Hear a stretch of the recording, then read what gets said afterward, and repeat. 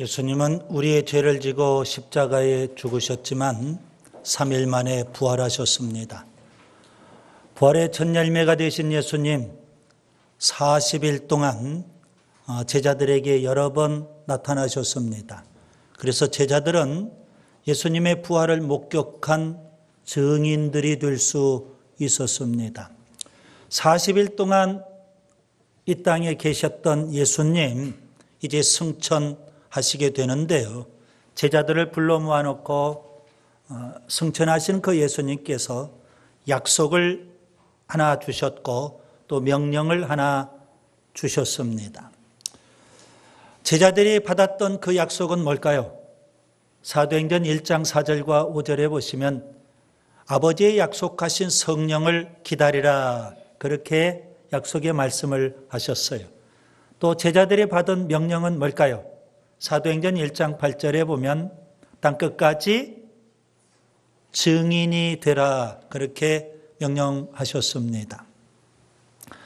이 약속과 명령을 한마디로 표현하면 성령 받고 증인이 되라, 그렇게 주님은 말씀하시고 승천하셨던 겁니다. 곧 예수님께서 이 땅에서 마지막 남기신 말씀, 성령 받고 증인이 되라, 이겁니다.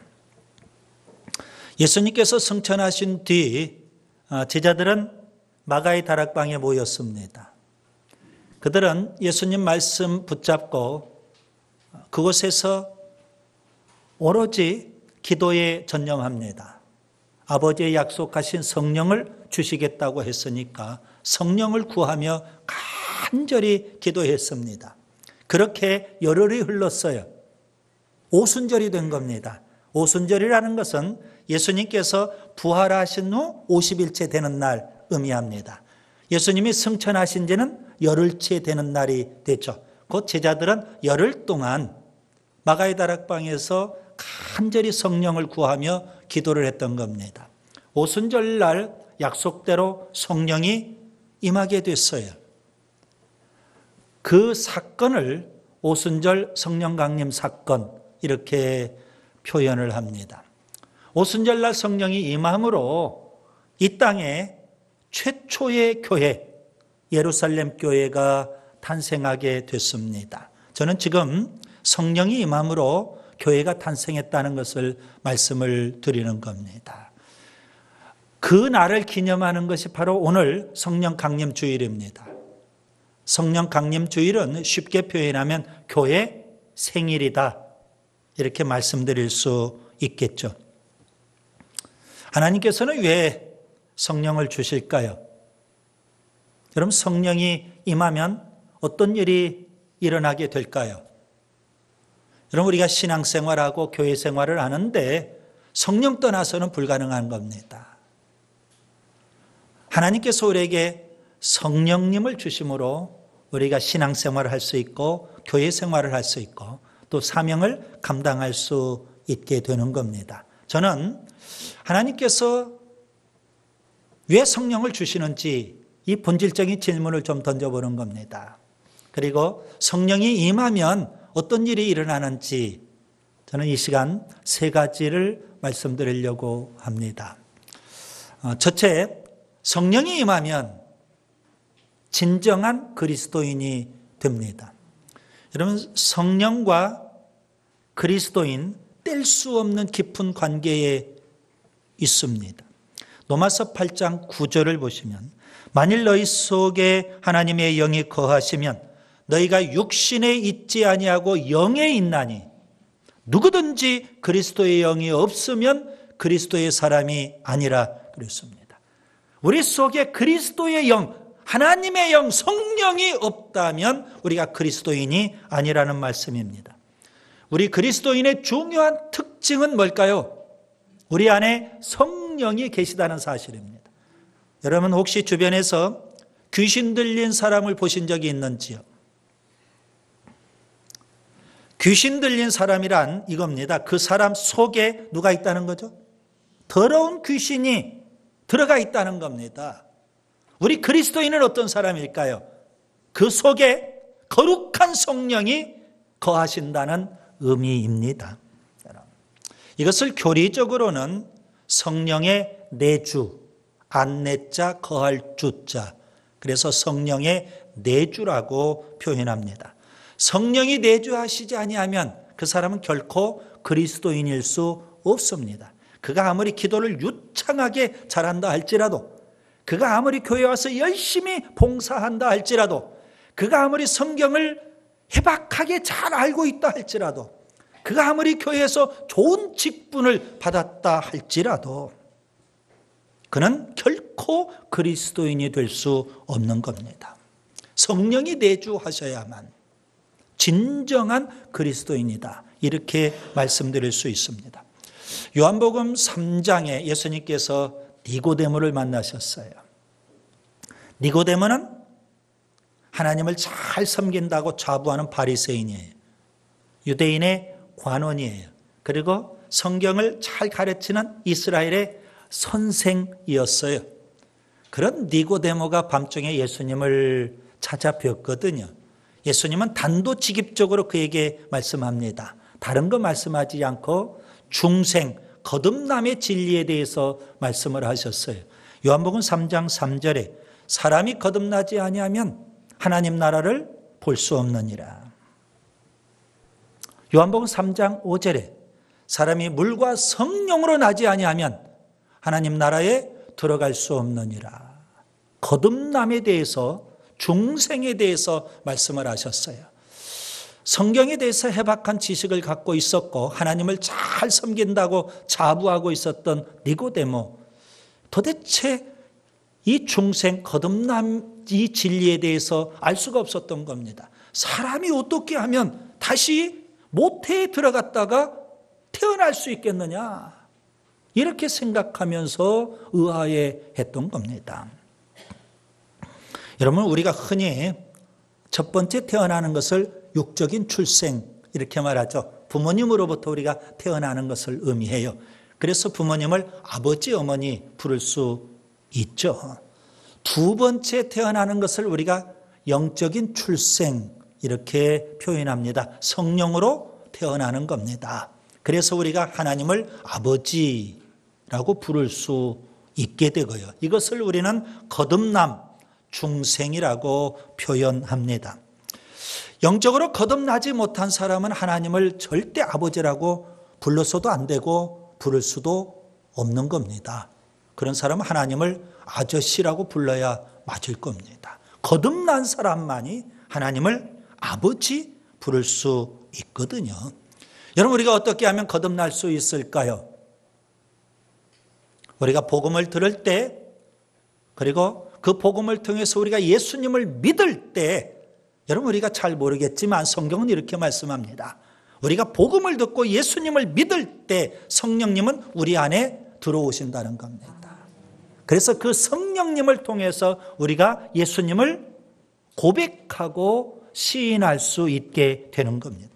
고린도전서 12장 3절에 하나님의 영으로 말하는 자는 누구든지 예수를 저주할 자라 하지 아니하고 또 성령으로 아니하고는 누구든지 예수를 주시라 할 수 없느니라. 성령을 통해서 우리가 예수님을 고백하고 시인할 수 있게 되는 겁니다.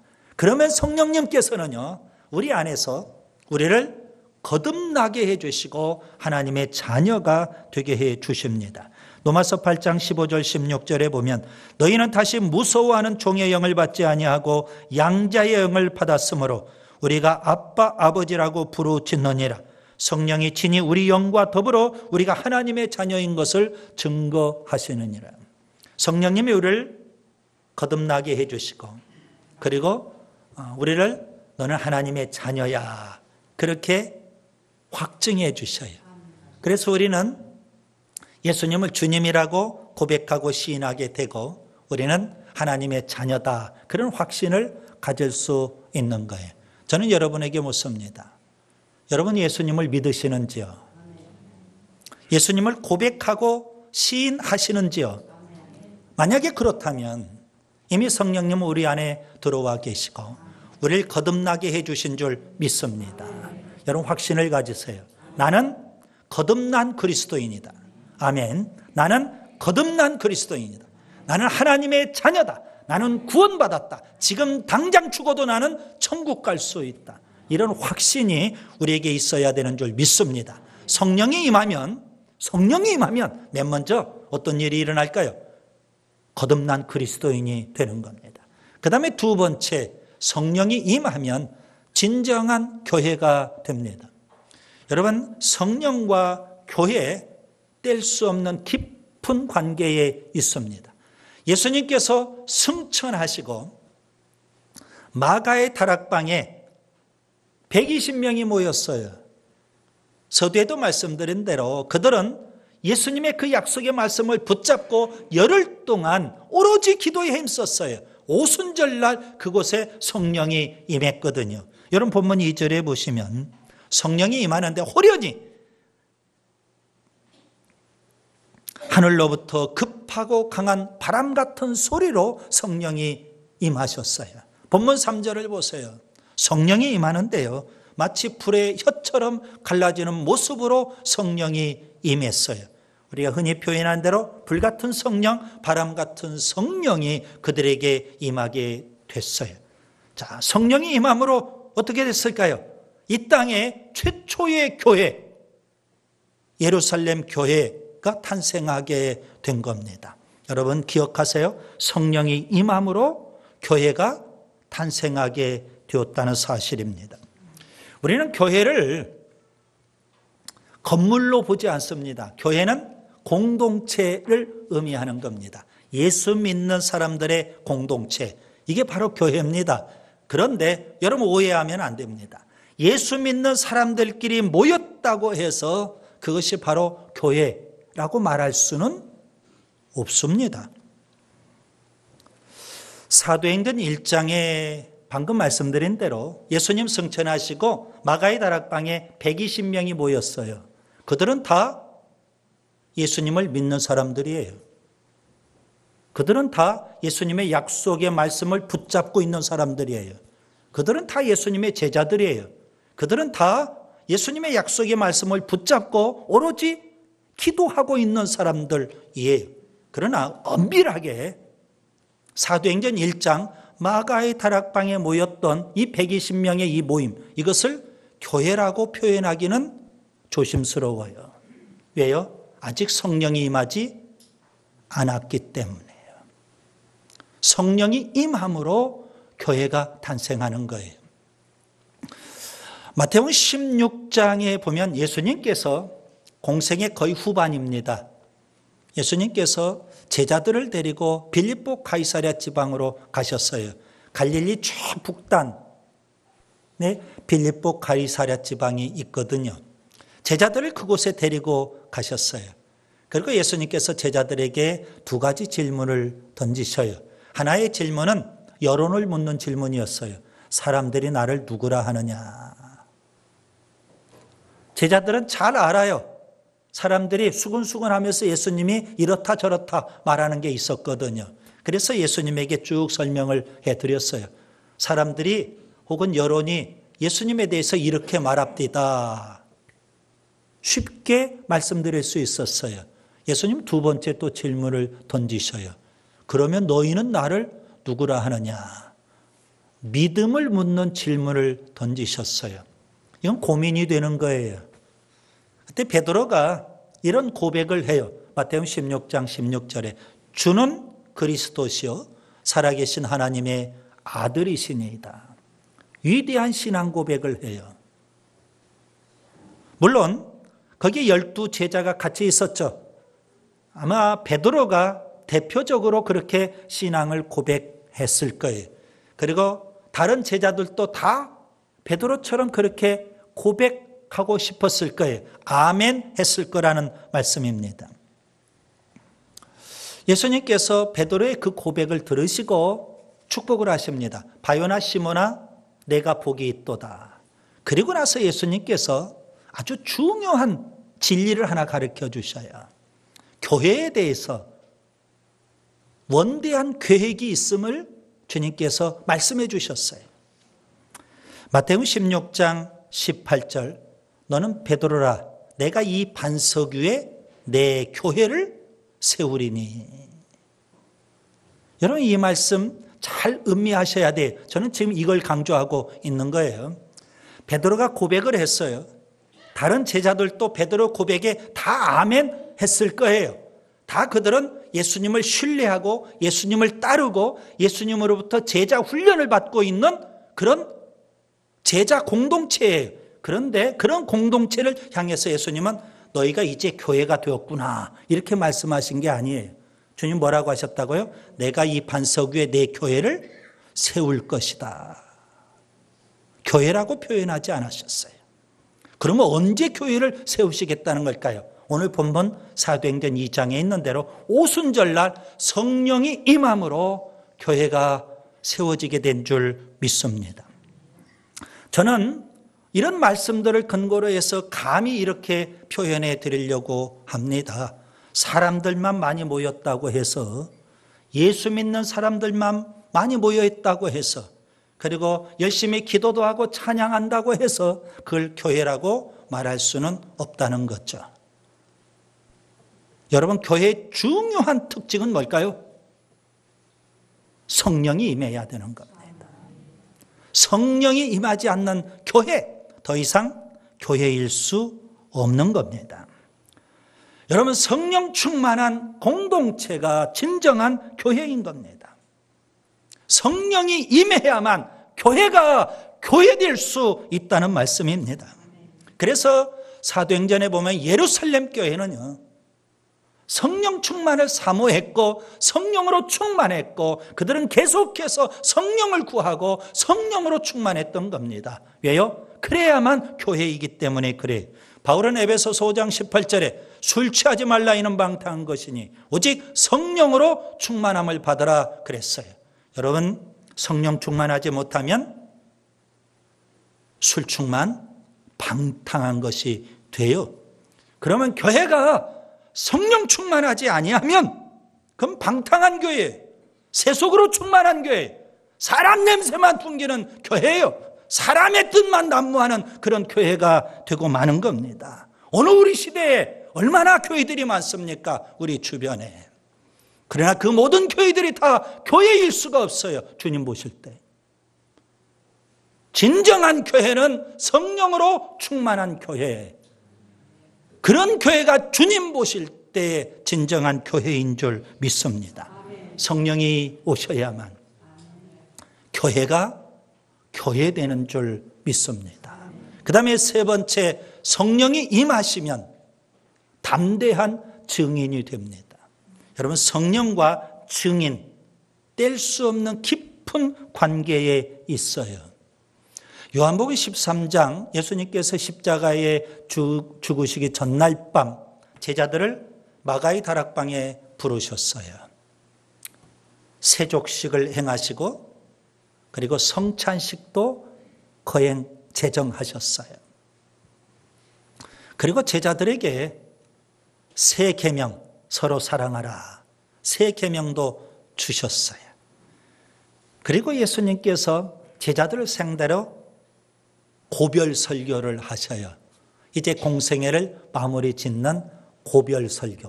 요한복음 14장부터 16장에 기록되어 있죠. 고별 설교 때 예수님께서는 그동안 3년 동안 거의 언급하시지 않았던 아주 중요한 진리를 말씀하셔요. 성령에 대한 진리입니다. 성령님을 또 다른 보혜사, 예수님이 보혜사고 성령님을 또 다른 보혜사로 그렇게 표현하면서 보혜사 성령님을 보내주시겠다, 그렇게 말씀하신 겁니다. 그 예수님이 약속하신 보혜사 성령님이 바로 예수님을 증거하는 진리의 영이십니다. 요한복음 15장 26절 27절을 보면 내가 아버지께로부터 너희에게 보낼 보혜사 곧 아버지께로부터 나오시는 진리의 성령이 오실 때에 그가 나를 증언하실 것이며 너희도 처음부터 나와 함께 있었으므로 증언하느니라. 자, 보혜사 성령님의 사명은 뭘까요? 예수님께서 아버지의 약속하신 그 성령님을 보내주시겠다고 했는데 그 성령님의 사명이 뭐냐고요? 여러분, 성령님은 우리 그리스도인과 함께 그리고 교회와 함께 예수님을 증거하는 사명이 있는 겁니다. 그래서 예수님께서는 승천하시면서 제자들에게 지상명령을 주셨죠. 땅끝까지 이르러 증인이 되라는 겁니다. 마가복음 16장 15절에 보면 너희는 온 천하에 다니며 만민에게 복음을 전하라. 믿고 세례를 받는 사람은 구원을 얻을 것이요 믿지 않는 사람은 정죄를 받으리라. 온 천하에 다니며 만민에게 복음을 전하라는 지상명령을 주님이 주셨어요. 여러분, 우리 그리스도인에게 최고의 사명은 전도의 사명이에요. 예수님을 증거해야 될 사명이 우리 그리스도인에게 교회에 주어져 있는 겁니다. 그런데 예수님께서는 그렇게 땅끝까지 만민에게 가서 복음을 전하라 말씀하시면서 또 한편으로는 제자들에게 이율배반적인 말씀을 하셨어요. 예루살렘 떠나지 마라. 땅끝까지 만민에게 복음을 전하라 지상명령을 주시면서 예수님은 예루살렘 떠나지 말라는 겁니다. 왜 그러실까요? 왜 이렇게 이율배반적인 말씀을 주실까요? 누가복음 24장 49절에 보면 볼지어다 내가 내 아버지께서 약속하신 것을 너희에게 보내리니 너희는 위로부터 능력으로 입혀질 때까지 이 성에 유하라. 사도행전 1장 4절과 5절에도 보시면 예루살렘을 떠나지 마라 그랬어요. 뭐 할 때까지? 위로부터 성령의 능력으로 충만할 때까지. 여러분 그렇습니다.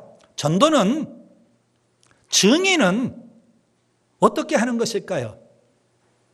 여러분 먼저 우리가 예수님을 만나야, 예수님을 체험해야 우리가 증인이 될 수 있겠죠. 그러나 그것만 가지고는 부족해요. 그래서 주님께서는 예루살렘 떠나지 말고 아버지 약속하신 성령을 받아라. 성령의 능력을 덧입어라. 그렇게 말씀하신 거예요. 여러분 전도는 영적 싸움이에요. 불신앙의 세상과 싸워야 되고 불신자 배후에는 마귀 사탄이 있어요. 마귀 사탄은 자꾸 미혹을 해서 믿지 못하게 해요. 우리는 열심히 복음을 전해서 믿게 해야 돼요. 이게 영적 싸움인데 이런 마귀 사탄과의 영적 싸움, 불신앙의 세상과 영적 싸움에서 이기려면 내 힘으로는 안 됐잖아요. 그래서 주님은 성령을 주시겠다는 겁니다. 성령의 능력을 힘입어야만 우리가 열심히 복음을 전하는 증인이 될 수 있기 때문에 그래요. 사도행전 1장 8절을 보세요. 오직 성령이 너희에게 임하시면 너희가 권능을 받고 예루살렘과 온 유대와 사마리아와 땅 끝까지 이르러 내 증인이 되리라. 성령 받고 성령의 능력을 힘입고 우리 사탄의 세력을 물리치고 불신앙의 세상과 싸워 이겨야 되고요. 사탄의 경관진을 물리쳐야 우리가 전도에서 열매를 맺게 되는 줄 믿습니다. 사도행전을 보세요. 바울과 베드로가 얼마나 열심히 전도합니까? 사도행전 전반부에는 베드로가 전도하는데요. 사도행전 후반부는 바울이 전도하는 내용이 나오죠. 바울은 엄청난 고난과 시련과 역경 속에서도 그 모든 것들을 다 이기면서 전도의 사명을 충성스럽게 잘 감당하고 있음을 보게 돼요. 사도행전 20장 24절에 그가 이렇게 고백하죠. 내가 달려갈 길과 주 예수께 받은 사명 곧 하나님의 은혜의 복음을 증거하는 일을 마치려 하면은 나의 생명을 조금도 귀한 것으로 여기지 아니하노라. 생명 바쳐 이 복음을 전할 수 있었던 그것은 그가 성령 충만했기 때문입니다. 성령이 임하면 어떻게 될까요? 담대한 증인이 되는 줄 믿습니다. 이제 말씀을 정리합니다. 오늘은 성령 강림 주일입니다. 오순절날 성령이 임했어요. 그래서 교회가 탄생했거든요. 성령 강림 주일은 교회 생일과 같아요. 여러분 성령이 임하면 어떤 일이 일어날까요? 거듭난 그리스도인이 되는 줄 믿습니다. 성령이 임하면 진정한 교회가 되는 줄 믿습니다. 성령이 임하면 담대한 증인이 되는 줄 믿습니다. 성령 떠나서는 우리가 그리스도인일 수 없고 교회일 수 없고 증인이 될 수 없어요. 여러분, 성령을 사모하시기를 바랍니다. 성령을 앙망하시기를 바랍니다. 성령을 간절히 구하시기를 바랍니다. 성령 충만해야 되고 성령의 능력을 힘입고 살아야 되는 줄 믿습니다.